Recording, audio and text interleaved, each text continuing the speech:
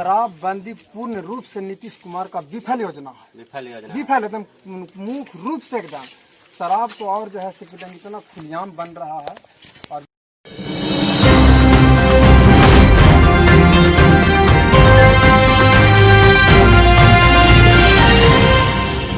नमस्कार, मैं अम्बुज कुमार सोनू और आप देख रहे हैं जीसीपी न्यूज। आज हम पहुंचे हैं गुरुआ विधानसभा क्षेत्र के रघुनाथ खाप पंचायत के कठवारा गांव में और हम यहां जनता से जुड़ेंगे और जानेंगे कि आखिर 15 साल बनाम 15 साल जो सरकार बोल रही है कि आखिर इस गांव में कितना विकास हुआ, क्या विकास जमीनी हकीकत है या नहीं।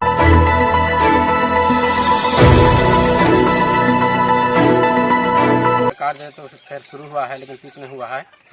हाँ, पिच नहीं हुआ है।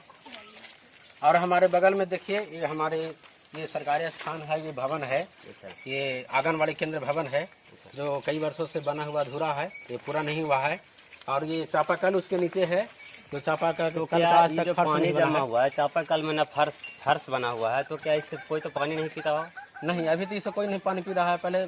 पहली बार बना था तो कुछ लोग पीते थे, लेकिन अभी पूरा जर्जर स्थिति इसका हो गया है। जर्जर स्थिति में इस पर स्थानीय जनप्रतिनिधि का भी ध्यान दिए?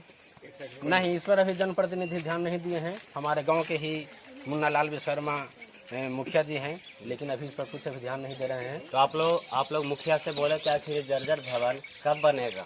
आखिर कितना साल पहले बना था? ये करीब 4-5 साल पहले बना था, अभी तक कंप्लीट नहीं हुआ है। तो आपने स्थानीय मुखिया से बोला, इस पर क्या उनका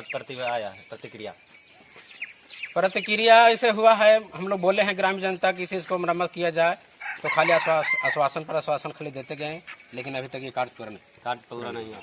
क्या आप लोग अब की बार सरकार को चेंज करना चाहते हैं या फिर नीतीश कुमार को सरकार में देखना चाहते हैं? सरकार परिवर्तन होना चाहिए। परिवर्तन होने से क्या होता है कि विकास का कुछ गति तेज रफ्तार होता है। एक ही सरकार सत्ता में रहती है तो वो जो है उसे अहम हो जाता है, घमंड हो जाता है।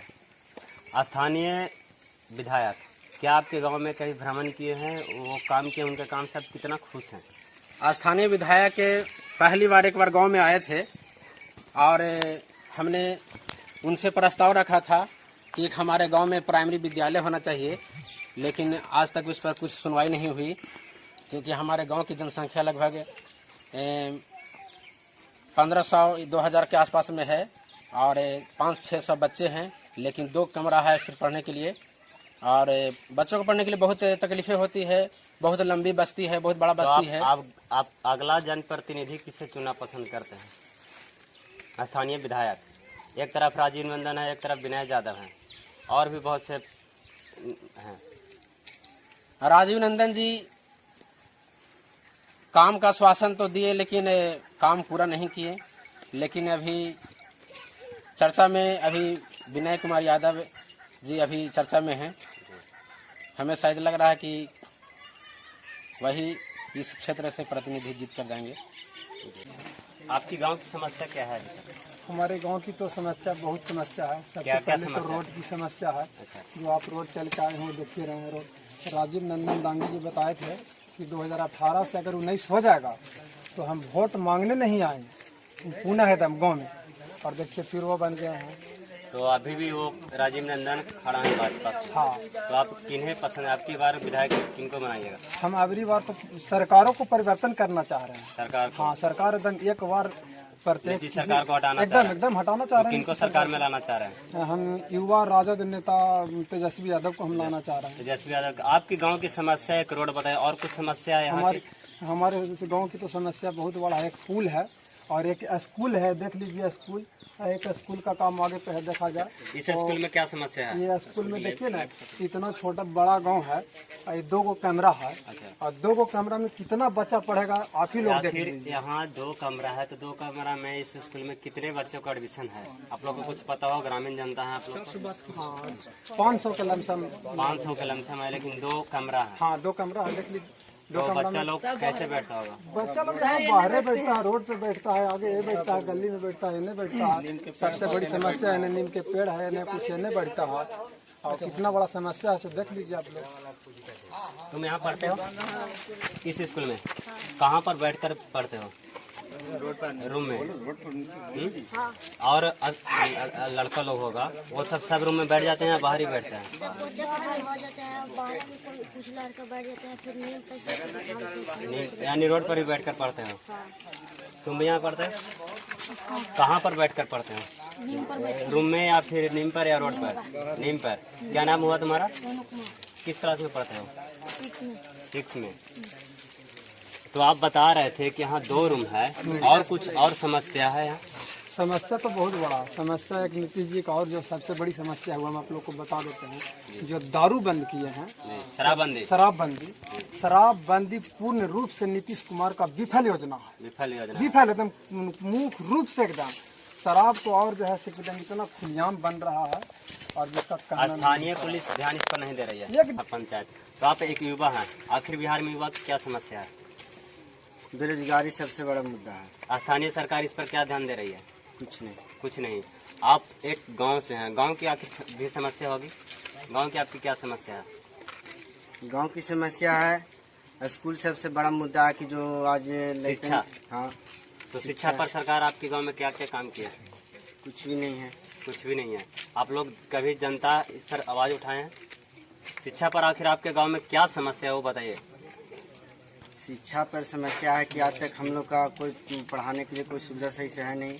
आज यहाँ पर 500 या 600 लड़के या लड़कियाँ जो भी बच्ची है उन लोग का एडमिशन है, मगर बैठने का भी सही से सुविधा भी नहीं है।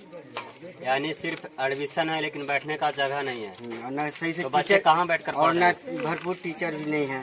तो बच्चे क्या कहाँ 2 टीचर से पढ़ाई हो सकता है? यहाँ 5 या 600 लड़के या लड़कियाँ बच्ची जो भी हैं उनका मतलब 2 या 3 टीचर होंगे या 4 टीचर होंगे।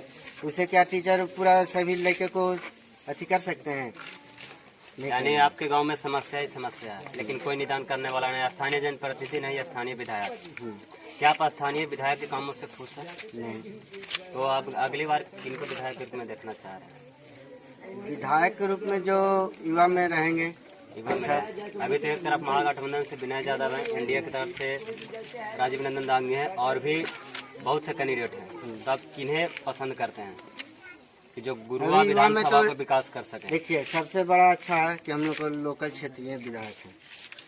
अगर क्षेत्रीय हैं, कुछ अगर हम लोग काम पड़ेगा तो जाएंगे, काम कराएंगे, हो सकता है करें।